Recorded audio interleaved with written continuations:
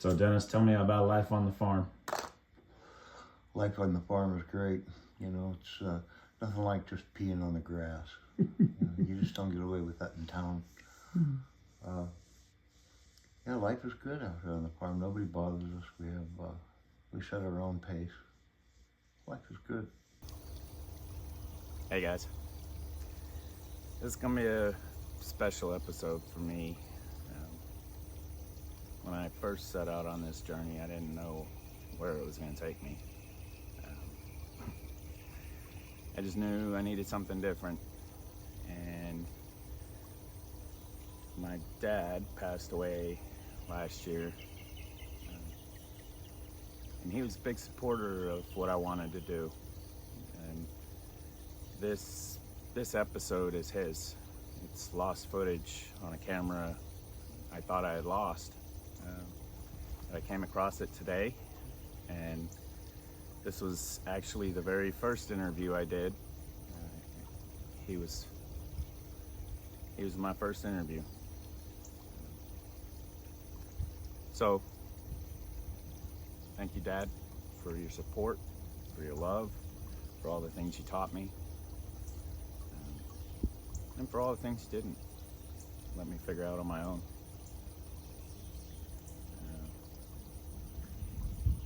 He loved watching this pond come together. Didn't get to see it finished, unfortunately, but we did lay him to rest next to it. My dad touched the lives of many, many people over the years, and so this is the one and only recording I have of him that, you know, lasts more than a few seconds. So I figured I'll put it out there for all the people who knew him, who loved him, who were shaped by him. And, yeah.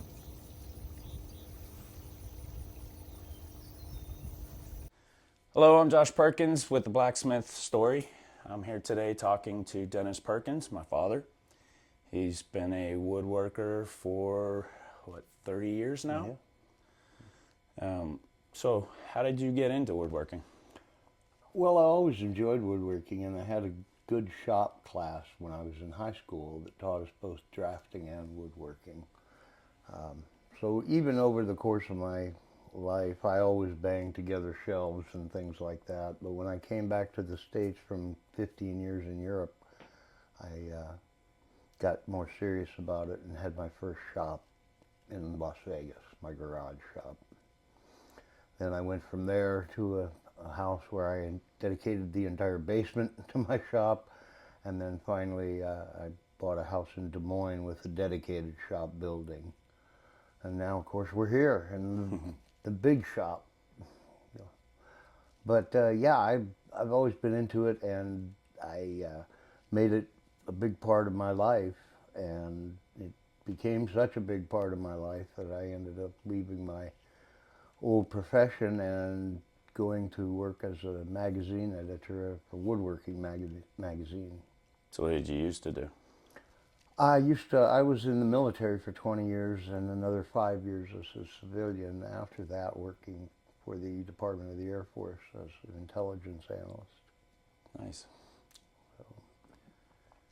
So what sort of things do you specialize in making? Well, a little bit of everything. I mean, of course, there are always things that you need to make around the house for yourself, but I like to make, for other people, I like to make cutting boards of all different make, shape, and variety. I've made every sort of furniture you could for your house. I've made large bedroom dressers, small tables, large tables, chairs, dining room table, chairs. 3 or 4 different types of entertainment centers, and then, like I say, there's just always something that I'm doing for myself or for friends. Right. But yeah, it's been a big part of my life. It's where I really enjoy spending time. I feel comfortable in the shop and productive. Who were some of your inspirations along the way? Well, there were quite a few, really. I guess, like most of America, if they'd be willing to admit it, they'd have to say that Norm Abrams was a big influence Yeah, on absolutely. every American Yeah. woodworker. I mean, you might do things differently more than he does, but he certainly brought the hobby alive for tens of thousands of people. But beyond that, when I started getting more serious, certainly all the big woodworkers from the '60s and '70s that brought the craft back, and George Nakashima and others. All of the greats have been worth checking out. All the different styles as well. Everything from craftsman furniture to modern designs and more traditional things, all the way back to pieces that are replications of stuff from the 16 and 1700s. Yeah, there's a lot. There's a lot of ground to cover like blacksmithing in any hobby. There are Yeah, no absolutely. shortage of techniques to learn and projects to build. See some guitars that you're working on.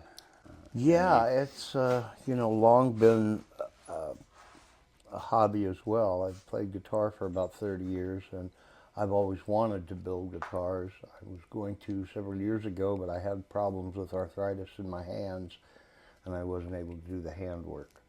What I'm working on now are a couple of electric guitars that are a little easier to work on, but I have hopes that in the coming year to build a couple acoustic guitars as well.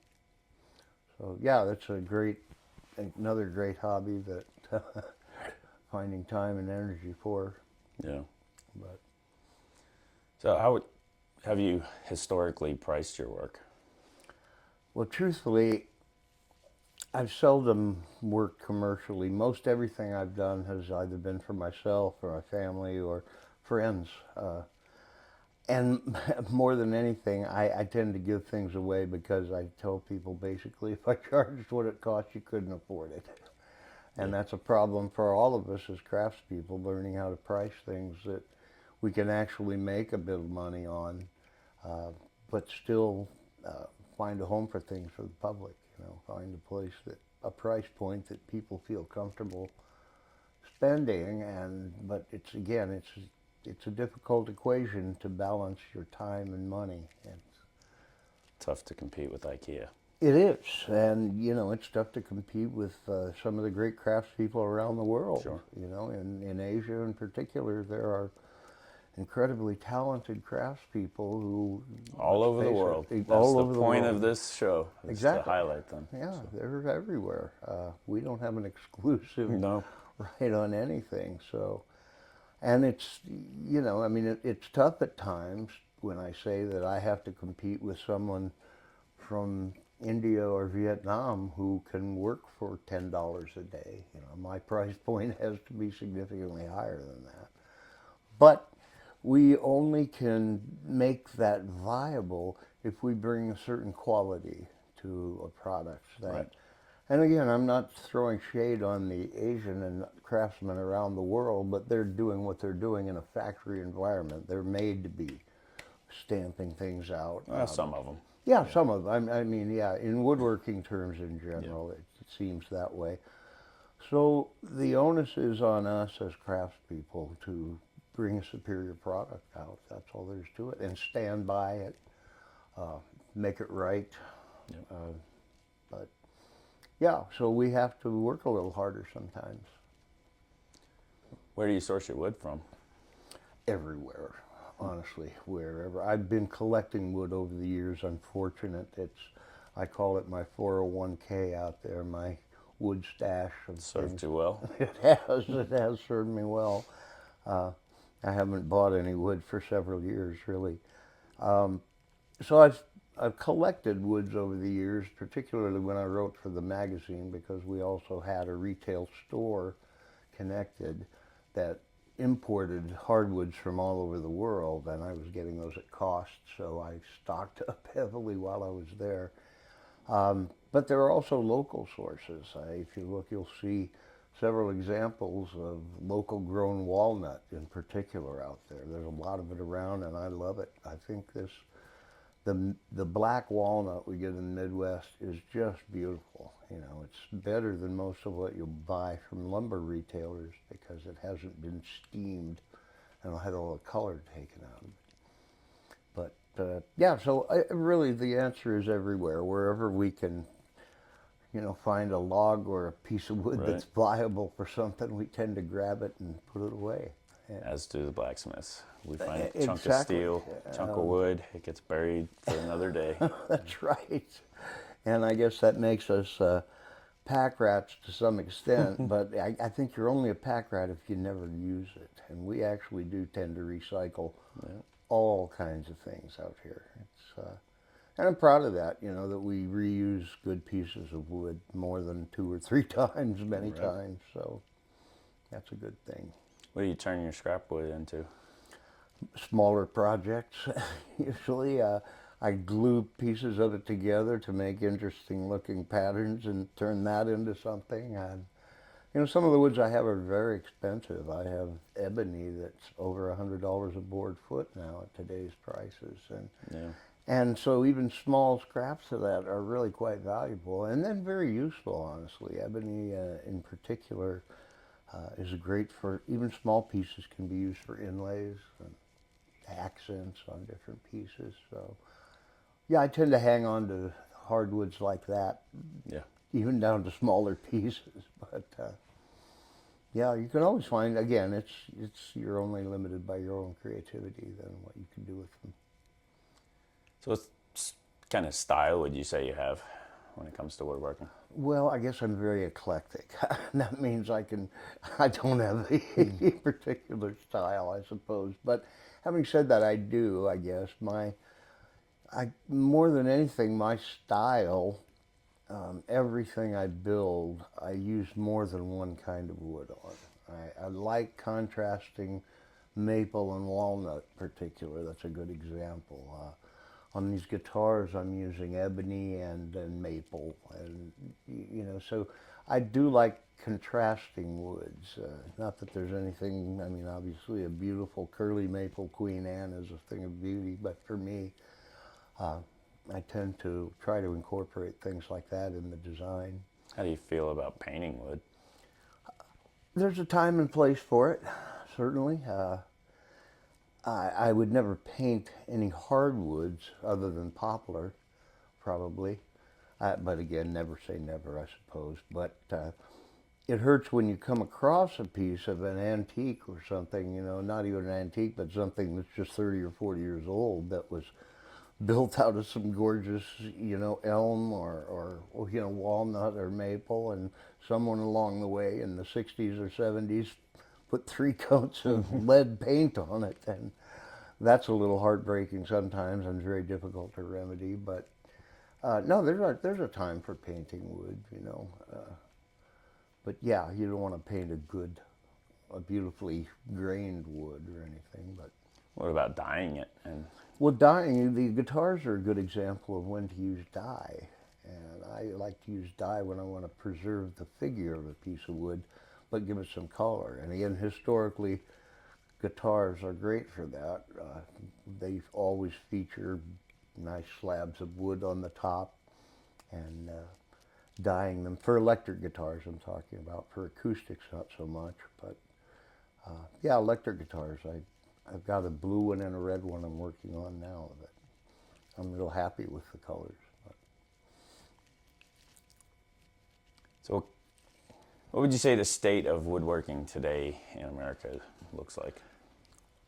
Well, I think from a woodworking perspective, there are kind of 2 sides to it. First, a hobbyist woodworker has never had it better than he does today. The quality and price of tools has never been better. We have high quality professional tools really in the home shops now routinely.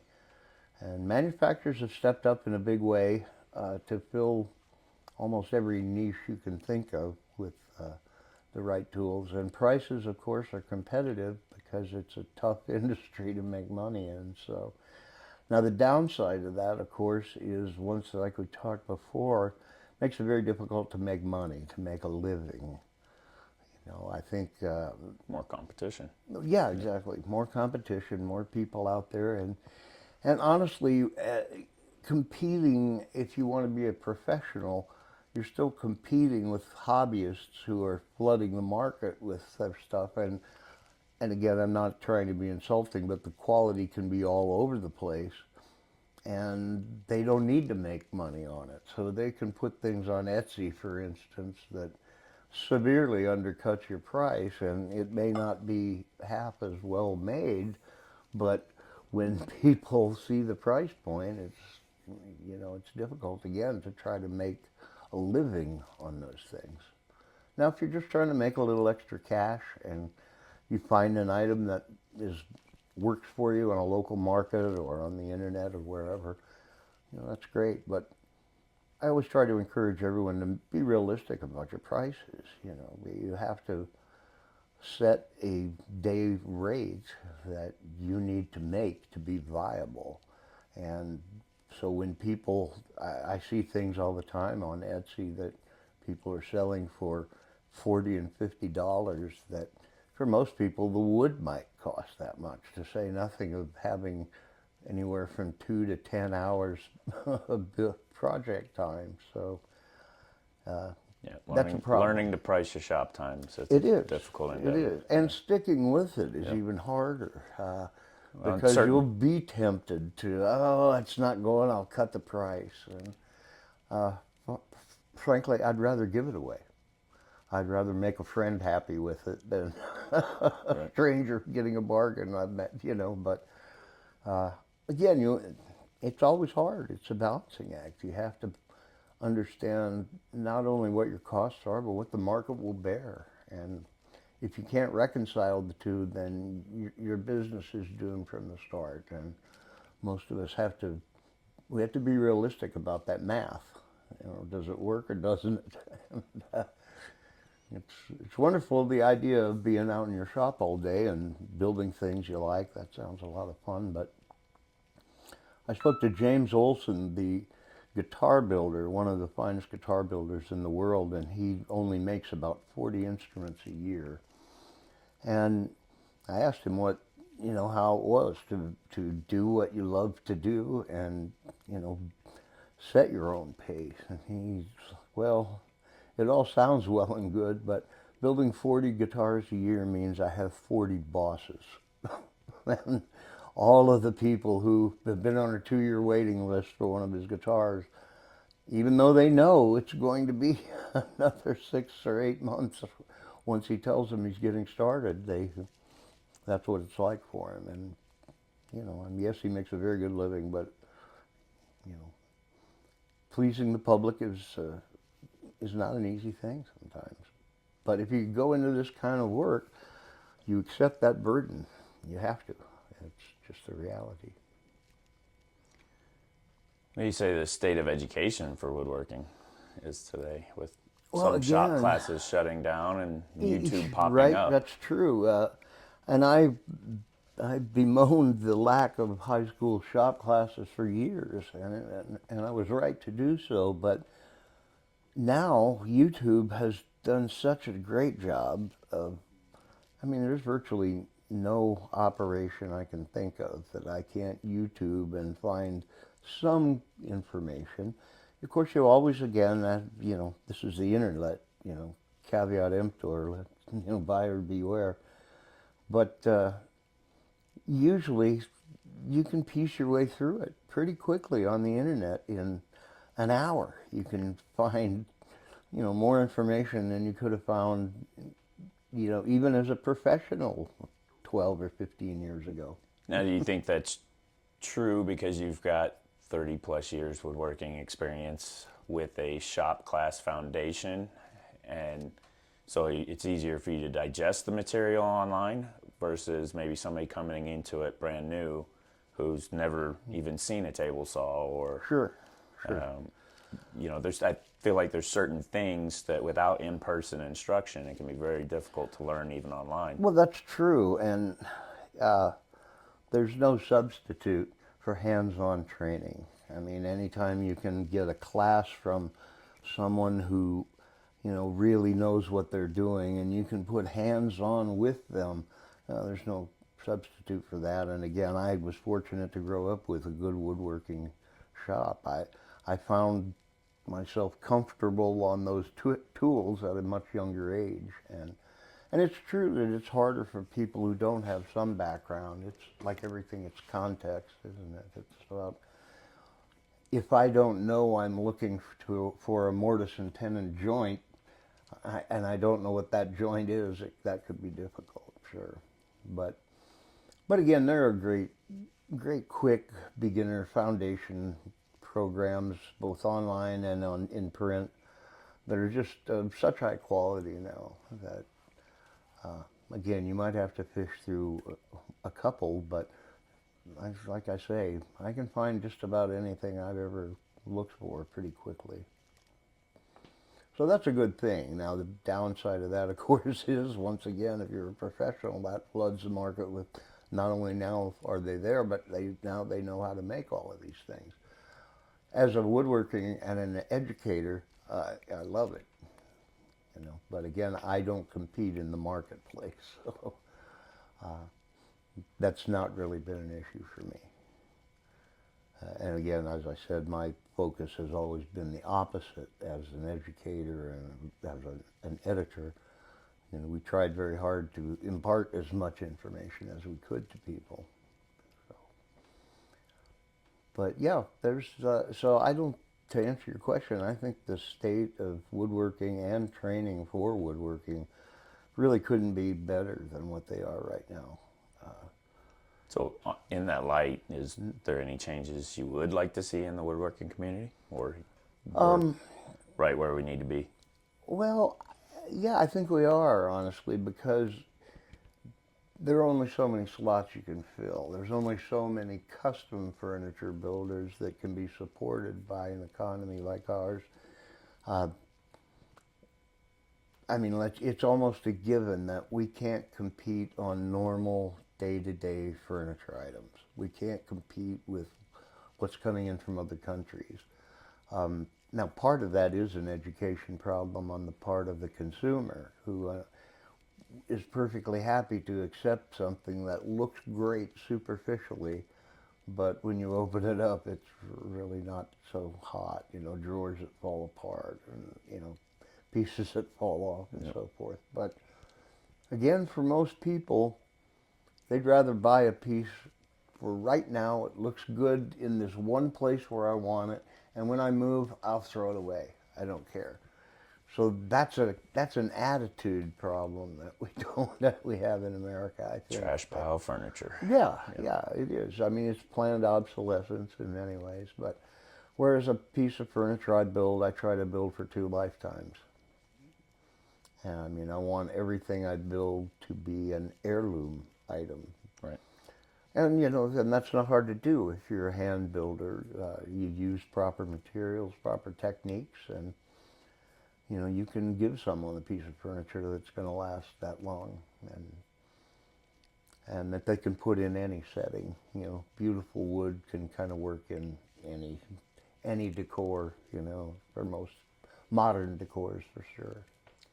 So when you sit down to attack a project, do you go into it knowing exactly what the end product's going to look like, or is there a bit of a let's get into it and modify the project as it unfolds due to the way things look? You like this better, you get inspired along the way. Right, and that's exactly what I do. I mean, if I'm, it's a combination of both, I guess. I sort of look, if I need a piece for a certain function, then that usually means it's size. It can dictate the size. But then what wood I use and what I make it look like is all up to me. And there's so many great ways you can do that. And so I want to, as you said, get into the design. I'll sketch it out rough sketch just so I have some dimensions to work with to get started. But then let's say I may make doors on it, but when I check my wood pile, uh, I find I've got a great couple book match slabs that could look really good there. So that might change, for instance, the size of the doors and where how I hang them and so forth. But um, yeah, I will adjust. I think like everybody, you want to be able to let the material speak to you a little bit about what does it want to be. And I don't mean to sound all new agey and frou-frou about that, but there's certain pieces that, a tree is a natural thing. It doesn't grow, to our standards. But by creatively cutting it, and we can find ways to find the most beautiful arrangement of it. And that's what I mean when let the wood speak to you a little bit. And I think it's true with blacksmithing. I know specifically in some of the Damascus work you've done, there are things you really want to preserve in that. Right. But yeah, so but again, as I said, I'm not building to anybody's specification other than my own. So I have the freedom to do that. Yeah, I think there's definitely a time and a place for a rigid model. Like it has to meet these requirements. Right. And sometimes that can be embellished through artistry, but but then there's definitely times where the material speaks to you and says, "This is what I want to be." And, yeah, right. So I absolutely understand your new age hippie speak there. That's right. And I'm fully on board with it. So right.